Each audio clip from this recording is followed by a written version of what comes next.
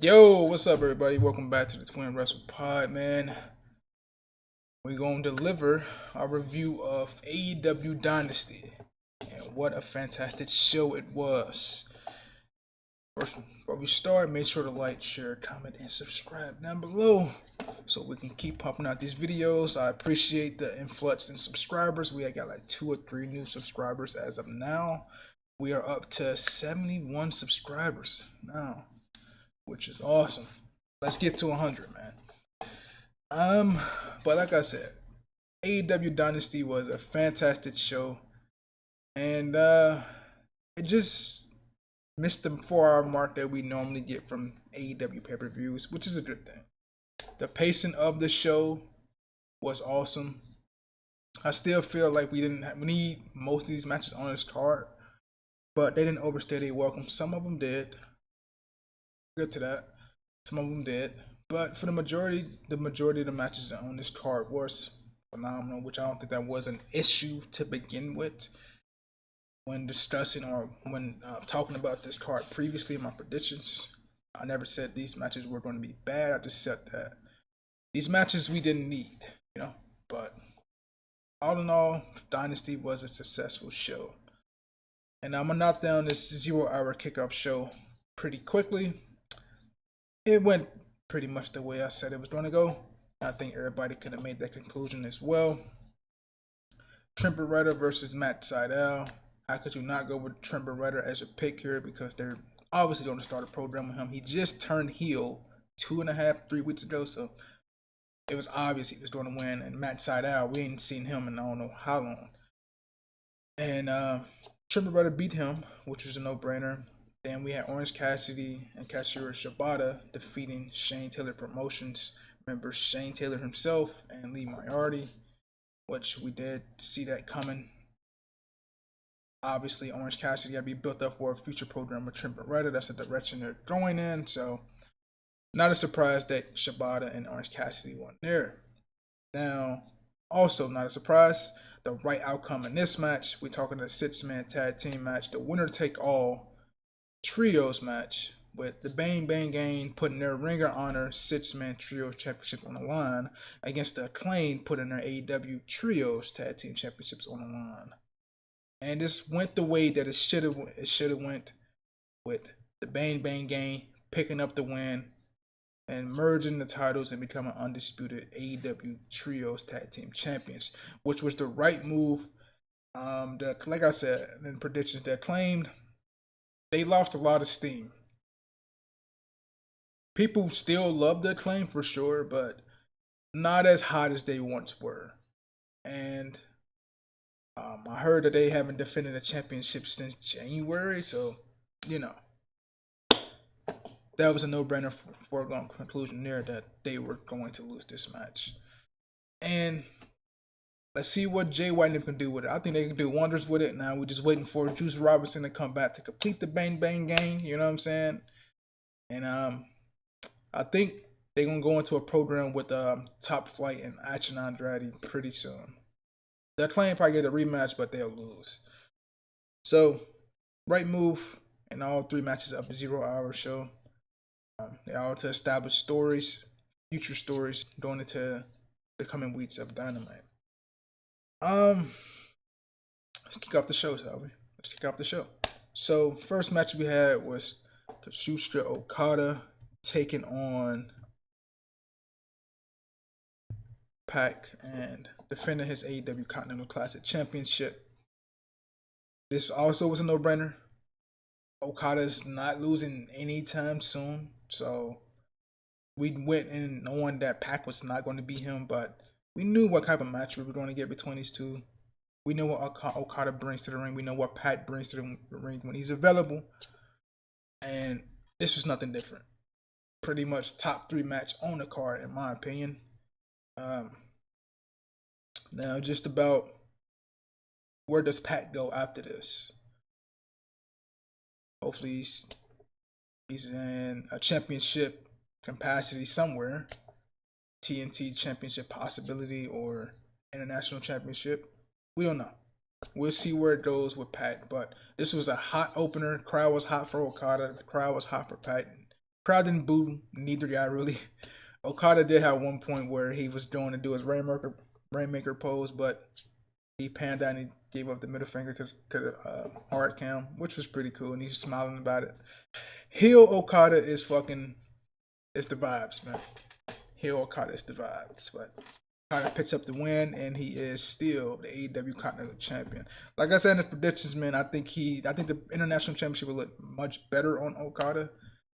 I just feel like that Continental Championship don't have no color to it. I need some color in my championships. But nonetheless, Okada picks up the win here and is successful in retaining his championship. Next matchup we have is the 6-man tag team match with the House of Black taking on TNT champion Adam Cole, the New Japan Pro Wrestling Strong champion Eddie Kingston, and the Ring of Honor World champion Mark Briscoe. This match was just a fun 6-man tag team match. And like I told you guys in the prediction, my pick was the House of Black.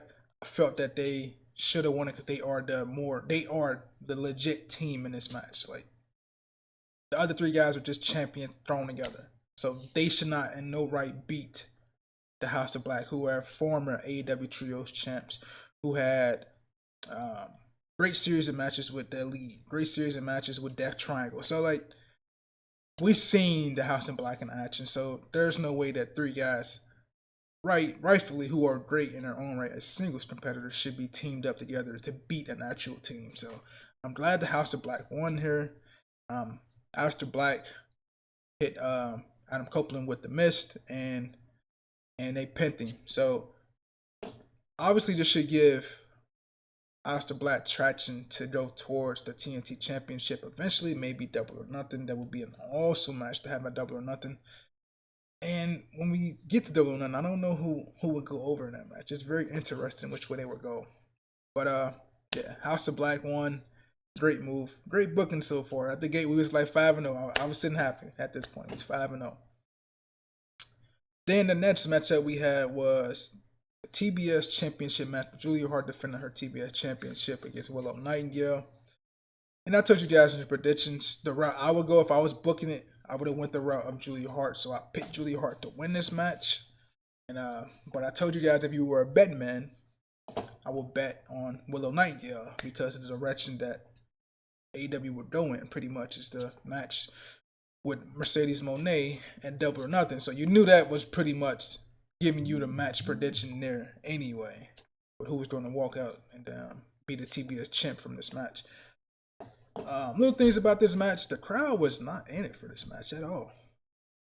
Not at all. They was in it for parts, like with Willow would like fire up and things like that. But for the most part, the crowd was like pretty much dormant. I was interested in the match because I thought the match had a more intriguing story than Tony Storm and Thunder Rosa match that we get to later had. But going into the match, you knew Julia Hart was not going to be able to beat Willow Nightingale 1-on-1. That's why I had proposed the option of maybe somebody from the House of Black helping her win the match. Or I don't know what's up with the Scab Blue. Is Scab Blue still with Julia Hart? I don't know, but maybe Scab Blue coming in there and interfering and helping Julia win. Therefore, we can get the triple threat at Double or Nothing. But we didn't get that. Willow Nightingale ended up picking up the win and becoming the new TBS champion, which is not a bad move. It's the predictable route, and predictable is not bad, like I always tell you guys.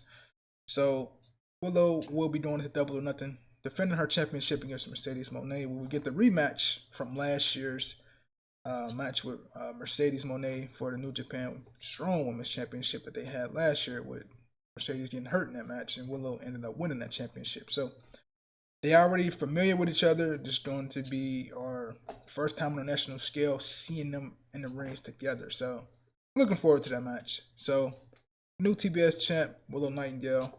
We'll see where Julia Hart goes from here. Maybe she takes some time off because she was sporting the Canizo trick, the Canizo tape. So maybe she had a shoulder injury. We don't know.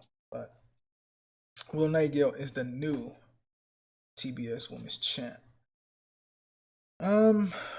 Next up, we had the AEW International Championship matchup between Roderick Strong and Kyle O'Reilly.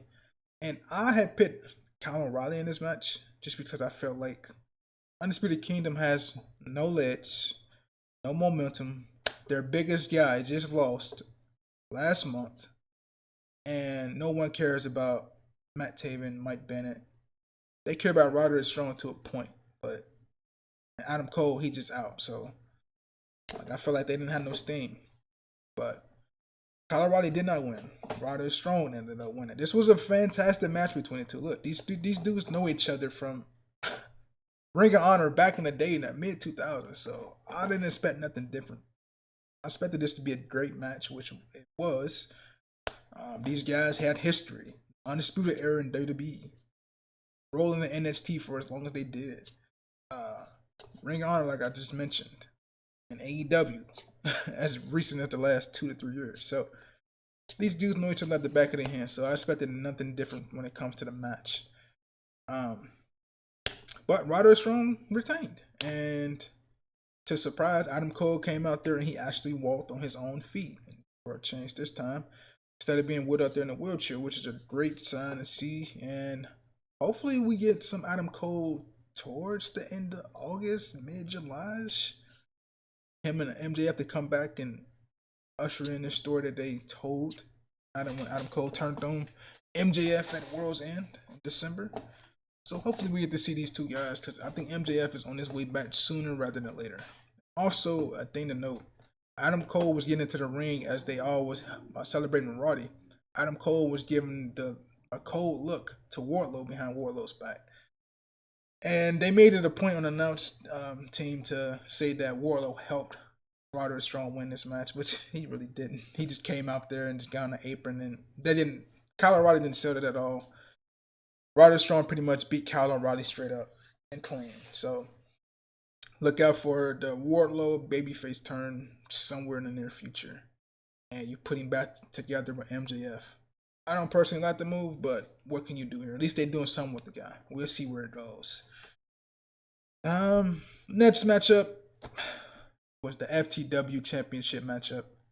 Hook defending his FTW Championship against Lionheart Chris Jericho.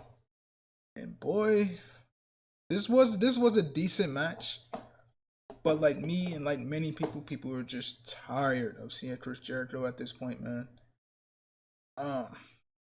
There was chants of "Please retire," Fozzy sucks, among other things in this match. It was a decent story told between Jericho and Hook in this match. And I didn't know the FTW Championship had FTW rules. I never knew that. This was the first time I seen it, because previously, I know when Ricky Starks had the championship, I ain't never seen him defend it in no FTW rules match. So this was the first time I saw it. But it was pretty much a hardcore match. They used like chairs, tables, you name it. They used it. Baseball bats. That's in fact how Jericho won this match. I had picked Hook to win it, because I felt like, okay, this is the catapult Hook. And going back to Chris Jericho's promo that he cut, that every person he's been in the ring with, he's elevated. So I felt like, okay, they don't play into that, and they don't have Hook beat him, and then usher into doing upper on a card from FTW champ to at least competing for the TNT championship, and that realm somewhere, you know. But no, they had Jericho win this match, which I'm not surprised by, but I was like, okay, just to add this to Chris Jericho's mantle of championships, he got it, okay. But yeah, he got the upper hand on Hook, hitting with the baseball bat, pinned him, and Jericho is the new FTW champ. I don't know where they're going to go after this. Where does Hook go after this? Is there going to be a rematch for the championship? I honestly think Hook is above the FTW championship at this point, but who's to say? Who knows where this is going? But Jericho is your new FTW champ.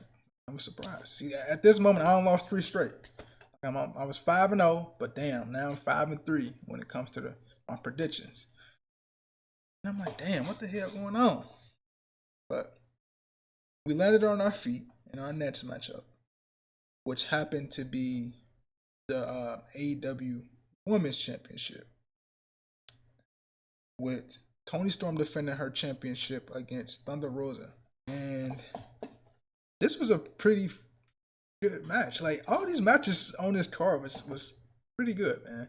Toni Storm came out there with Mariah May and Thunder Rosa. The whole thing with this this match was Thunder Rosa obviously became the number one contender, but her face paint is a big deal in the promo package.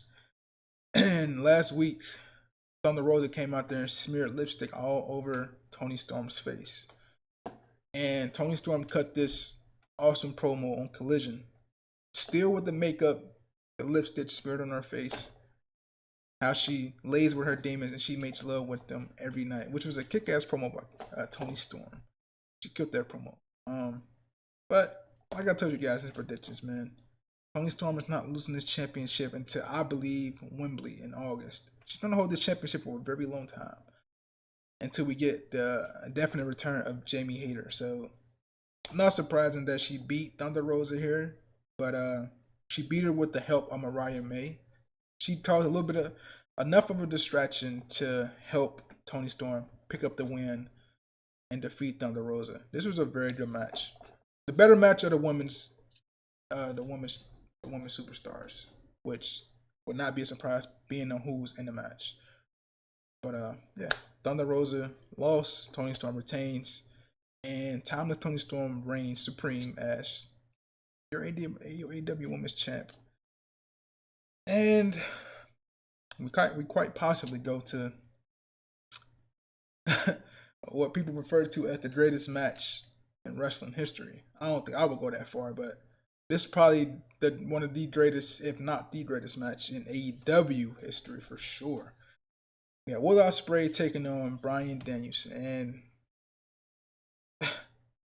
I'm not gonna recall any spots in this match, man, because they told a great story in this match.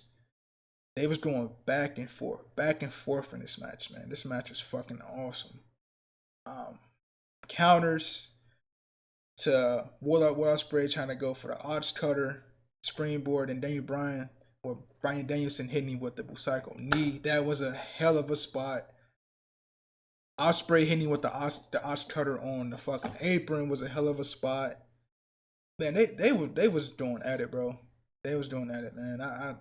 Me talking about don't do this match justice. I'm not gonna call it the greatest match of all time, but it's one of the greatest matches in AEW history. But no surprising from these two. It's Will Ospreay, who is the greatest wrestler in this generation today. He's had bangers since he's been in AEW, which is not a surprise if you know his track record. Came in, had a banger with Takeshita. His match with Claudio he just had on Dynamite. Banger. Do we not forget the match he just had at Forbidden Door last year against Kenny Omega? Which was damn near the top 2 best matches of last year. So, not surprised. Bryan Danielson, we know what he's going to do at this point. At this point, he's putting people over on his way out of being a full-time competitor in wrestling. So, not a surprise he lost here. The final spot was these two having like a fucking standoff. Like an old Western standoff. But they on their hip right now trying to pull out and see who can go first. Who can shoot from the hip first. Bryan Danielson the whole time is controlling everybody with the yes chance. Like he did back in it wasn't quite on the level like he did in 2014, but close to it. And soon as he ran towards Ospreay took his fucking head off with the hidden blade, man. And he looked it fucking awesome. This match was just insane. Definitely the best match on the card for sure. And not surprising. But Will Ospreay picks up the win over Bryan Danielson. Hell of a match, hell of a performance by these two. And if you want to order the pay-per-view, watch this match. If you brand new to the world of professional wrestling, watch this match. Great match between these two. Then our next matchup, we had the AEW Tag Team Championship ladder match between the Bucks and FTR. And watching this match, I wasn't a big fan of this match. It wasn't a bad match, but I thought their first 2 matches were better than their last 2 matches. I'm gonna say. First time they did in the pandemic era, that match was better. Then the follow-up after that was better. The one in Wembley was okay, and this one was okay. They just added the stipulation with a ladder match, and it technically wasn't even a ladder match. It was a fucking TLC match. They used tables, they used ladders, they used chairs. But these guys got unbelievable chemistry, being that this is their fourth match together. You know what's crazy? When I look at these two teams and their matches together, I think FTR had better matches with the Briscoes. Like the Briscoes trilogy is better than the FTR and Butts trilogy and now fourth match. But Dax got busted open pretty early in this match. From the spot, he had like a ladder in his hand, and I think Nick Jackson might have hit him with a. It might have been Mac. I think it was Matt actually hit him with a drop toe hold, and he fell into head first into the steps, and he was busted open. And pretty much the Bucks was in control from that match, from that point on forward. But Cash had some spots too, man. Had some spots where he was fucking fired up, and he was going after the Bucks like he was doing all kind of shit, running, charging, suicide dives, anything you name. He was going crazy. But this match was very predictable. Everybody knew the outcome was going to be the Bucks winning. I don't think you can see any other outcome, and it happened the way everybody predicted, with the scapegoat Jack Perry coming back and helping the Bucks win the match and become the new AEW Tag Team Champs. And he's probably going to join the Elite on Dynamite. We're going to have to find out tonight. But this was a good match, man. Not as great as their previous two matches before the Wembley match, but still a good match between these guys. They have great chemistry, and yeah, the Elite have all the gold. Now we don't see where Jack Perry fits into that situation, but this was an outstanding match. Now we get on to our main event. Swerve Strickland taking on the AEW World Champ Samoa Joe for the AEW World Championship. And I think AEW did change the championship because now they got the side place like WWE. So, not a fan of that, but yeah. This match was awesome, man. I feel like the previous match for FTR and them didn't need blood. I feel like this match with Swerve and Joe should have had blood a little bit, so you can tell that story of Joe being that big fucking brute that he is, going there just kicking your ass and, you know, just doing some more Joe, beating you to a bloody pulp, and you can tell a better story. But these two had a kick-ass match, man. Swerve injured Joe's arm early in the match, and pretty much was working on that arm the entire match. And it told a great story, man. The final spot was, I don't know if Swerve meant to jump over Joe, but they both on the top of the turnbuckles, and Joe had went up to him on the turnbuckles, but Swerve had jumped over top of him. I guess Swerve was going to try to go for the double stomp in mid-air while Joe is on the turnbuckle. That would have been a crazy fucking spot. But he jumped over him completely and then hit him with a powerbomb. And to finish Joe off, he hit him with like a springboard 450 from the outside of the ring into the ring. And then he hit I believe it's called last call or last chance or something like that, the double stomp that Swerve do. And he ended up picking up the win and becoming the new AEW World Champ, man. I'm not surprised. I've been calling this since last year. Since Swerve's momentum been going, his stratosphere was going straight to the AEW World Championship. And I'm happy for him. To get cut from WWE, just all you gotta do is go listen to some of these podcasts Swerve been on, and he'll tell you the journey. But man, I'm happy for Swerve, man. He's the first black AEW World Champion in history. There can only ever be one, and this is a good one to have in your company as the first ever AEW World Champion. Fantastic show. I'm excited to see Swerve with the championship tonight on Dynamite.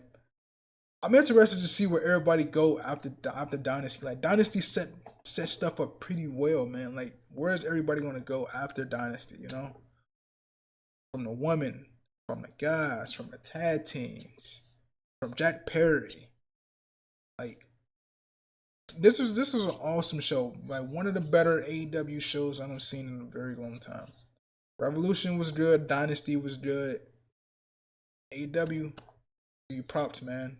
This just show you don't need these dumbass distractions from the outside world to put on a great product. That's all I call for when it comes to AEW, man. But this went long enough. This was my AEW Dynasty review. Fantastic show. Go out your way to order the pay-per-view. If you haven't seen it, you can order it on YouTube and order it on Thriller, the formerly Fight TV. Don't get it on Bleacher Report because they got problems. But yeah, man, that was Dynasty. Dynasty's in the butts. Now we're on the road to Double or Nothing. Nice Dynamite set up our road to Dynamite. So, I mean, our road to Double or Nothing. So I'm ready. And y'all made it this far. I appreciate you. Don't forget to like, share, comment, and subscribe down below. And I'll see you guys in the next one, man. I'm out. Peace out.